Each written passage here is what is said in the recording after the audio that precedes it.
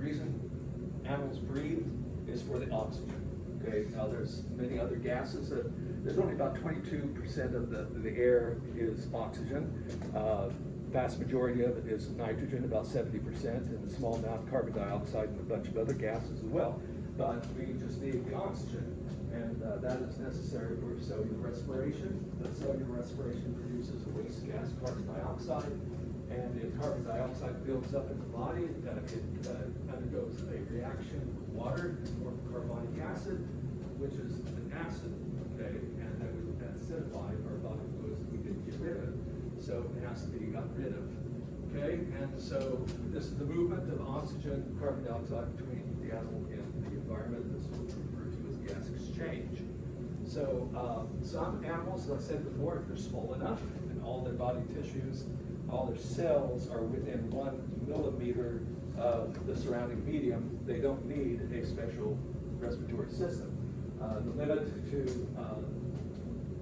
the diffusion, random movement of molecules is about 1 millimeter. Beyond that, diffusion does not supply materials fast enough to sustain life. And usually, most of the times in living systems, this distance, that's the maximum. Usually it's maintained much, much less than this, okay? So small animals, such as cnidaria, even though some cnidarians can be big, they have that gastrovascular cavity, which is mostly empty space, a lot of times highly branching and everything, so that no cell in the body is too far removed from the external medium.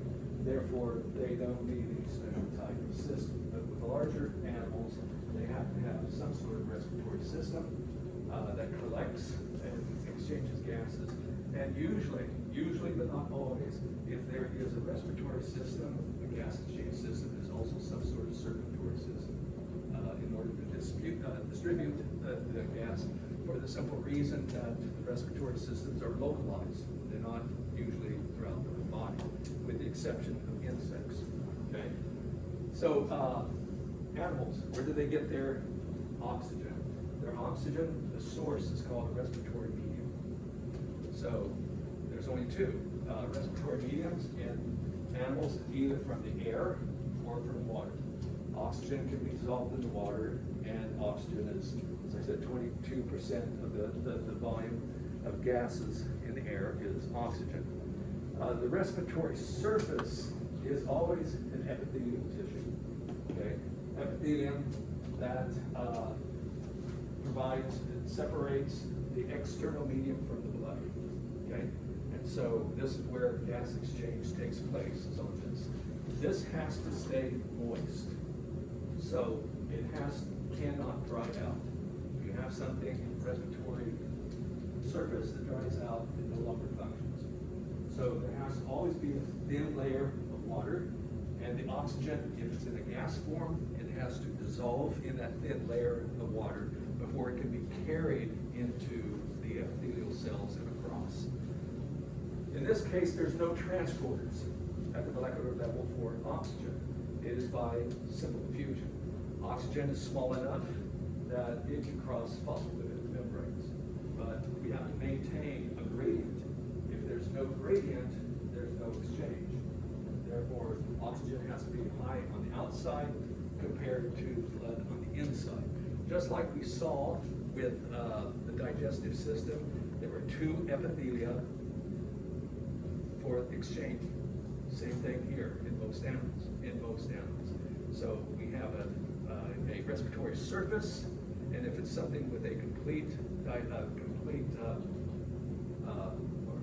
enclosed circulatory system like ourselves, then we have to cross through one epithelium into the interstitial fluid, and then the capillary into the blood.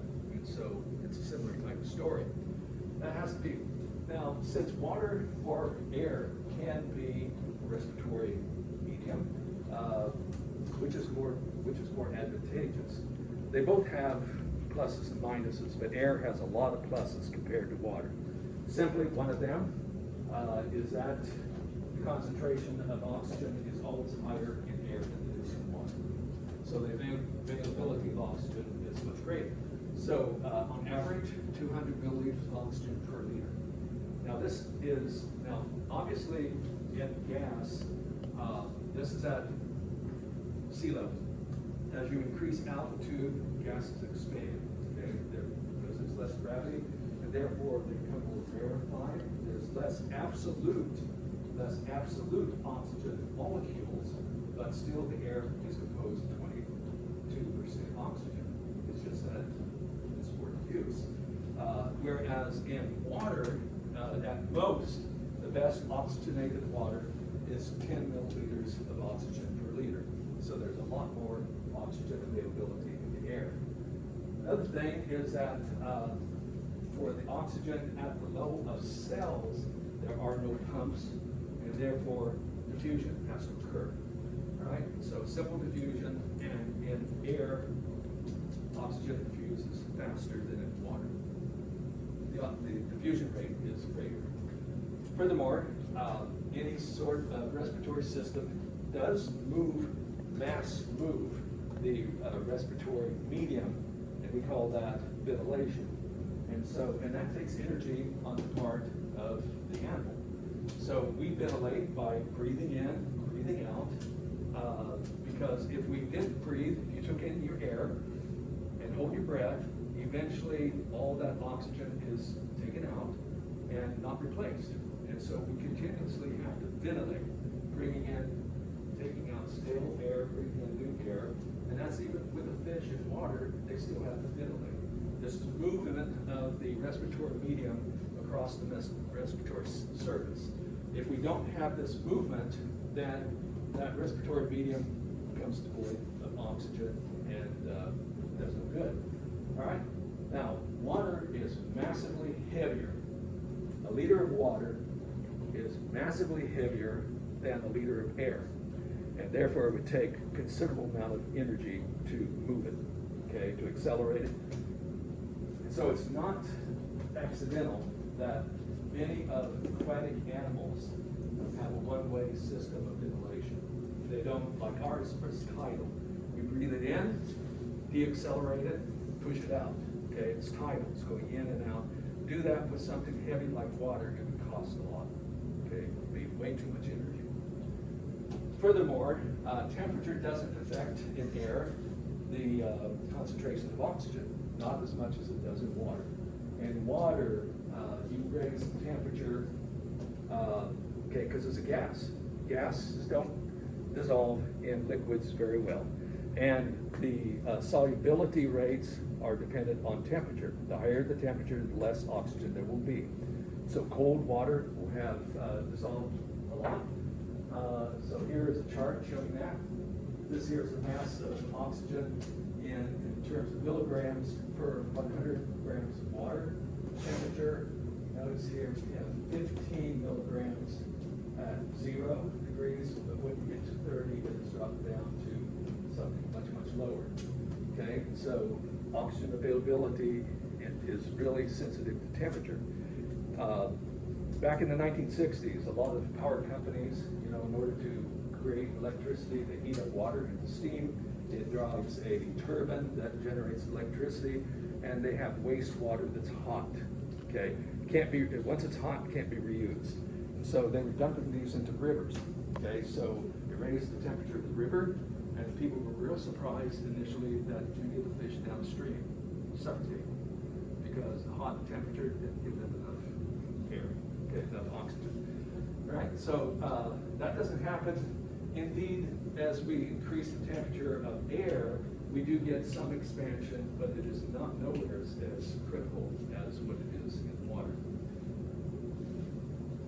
But the disadvantage of air, water loss, because for adequate gas exchange, just like with adequate absorption of your food material, requires a large surface area. And the large surface area exposed to even a humid atmosphere creates a large surface area for evaporation, and therefore water loss is a disadvantage. Okay? So it's not surprising, given this physiological principle, that Paleozoic fish evolved lungs to be able to hold air from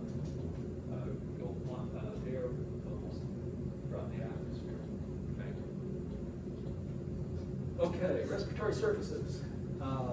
Sponges, cnidarians, platyhelminthes, they don't have any respiratory surface because they can get everything just by simple diffusion. Other animals have to have some sort of respiratory surface, and that respiratory surface is always localized, and there has to be some sort of, in most cases, a transport system, either blood or hemolymph, that will distribute the gases throughout the body. Usually, once again, as I already mentioned, between the blood, hemolymph, and the respiratory medium, the gases have to cross two layers of epithelium. Okay, one of which is it's a closed circulatory system, one of which is the capillary itself. All right, these are classified types of respiratory systems, respiratory media, or surfaces. I mean, there's actually 4 of them. In some animals, it's just the skin.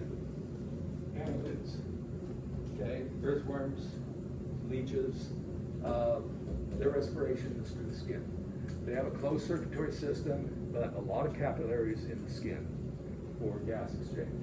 And that's another reason why you find annelids in damp conditions, because for that respiratory surface to work, you have to have a layer of water on it, okay, at least a thin layer of moisture for the gas, oxygen to dissolve in it before it can cross the bloodstream. Amphibians, the same story. However, the adult amphibians, most of them also have lungs, but some of them still get much of their oxygen supply from their skin. Right? Those are usually provided with a large network of capillaries for the exchange. Okay, of gills. This is an external evagination of the body wall. Okay, so it creates a large surface area to the outside. And what we call gills has nothing to do with phylogeny, except for within a particular group. This is just an analogous term for any sort of respiratory surface that is outside evagination of the body wall. So, trachea. This is only in insects and a few centipedes and millipedes. They've also intimately evolved it. But this is a system of pipes that directly delivers oxygen and gases to individual clusters of cells. And this is the only group of animals in which the respiratory surface or respiratory system is not connected to a circulatory system. Okay, they don't need a circulatory system to distribute the gases. And then things we call lungs, once again, are invaginations of the body wall, so that the respiratory surface is internal instead of exposed to the outside.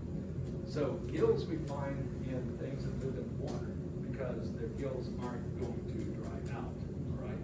But once you get terrestrial, if you had tried to collect oxygen by means of gills, you would be losing masses of water, okay? So to cut that down, that is then invaginated into the body so that there's only a small opening that through which water can be lost. We still lose water. But it cuts it down. So types of lungs, spiders, in their abdomen, they have something called hook lungs. We're not going to look at the structure of those. Snails and snails have terrestrial snails. They have what is called a mantle lung. It's inside of the mantle. And of course, vertebrates, osteichthyes, that particular clade, osteichthyes, have lungs or lung rhythms. Okay, some of them they acted on the ridgei. Many of them have lost the lungs, or the lungs are now sweat bladders. But nevertheless, all terrestrial vertebrates have a lung. Now, this terms for gills, lungs, this is convergent evolution. So they're only homologous within a particular lineage. For example, all vertebrate lungs have a common origin, but it is not the same common origin as hook lungs and spiders. Hook lungs and spiders, they're homologous and group within the lineage.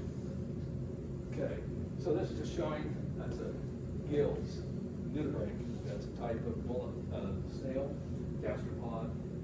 Cephalopods inside the mantle, have mantle gills. Of course, we talked about gills in clam.